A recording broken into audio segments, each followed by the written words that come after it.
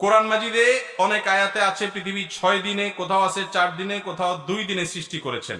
এ সম্পর্কে বিস্তারিত জানানো উপকৃত হব। দেখুন, আল্লাহ সুবহানাহু ওয়া তাআলা কোরআন কারীমে বলেছেন, ইন্না রাব্বাকুমুল্লাহুল্লাযী খালাকাস সামাওয়াতি ওয়াল আরদা ফি সিত্তাতি আইয়াম। আল্লাহ তাআলা নবমণ্ডল ভূমণ্ডল সৃষ্টি করেছেন 6 দিনে। কয় দিনে সৃষ্টি করেছেন?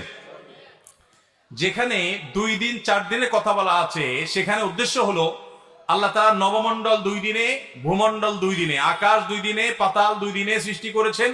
আর 2 দিনে পাতালকে আল্লাহ তাআলা আপনার বসবাস উপযোগী এখানে পরিমিত করেছেন, প্রস্তুত করেছেন। এই হলো মোট 6 দিন।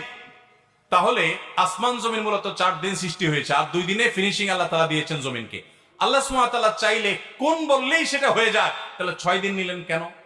এই প্রশ্ন উত্তরে মুফাসসিরগণ অনেক জবাব দিয়েছেন। তার ভিতরে একটা জবাব এটাও যে আল্লাহ রাব্বুল আলামিন মানুষকে কাজের ধারাবাহিকতা শিক্ষা দেওয়ার জন্য সময় নিয়েছেন। যে পৃথিবীতে তোমরা যখন কাজ করবে, তো অনেক কাজ আছে যেগুলো সময় সাপেক্ষ, যেগুলো ধারাবাহিকতা রক্ষা করে করতে হয়, সিরিয়াল মেনটেন করে করতে হয়, ধীরে সুস্থে করতে হয়। এই শিক্ষাটা অর্জন করবার জন্য মানুষকে যেন সুযোগ পায়, সেজন্য আল্লাহ তাআলা এটা করেছেন। আল্লাহ চাইলে কোন বললেই সেটি হয়ে যায়।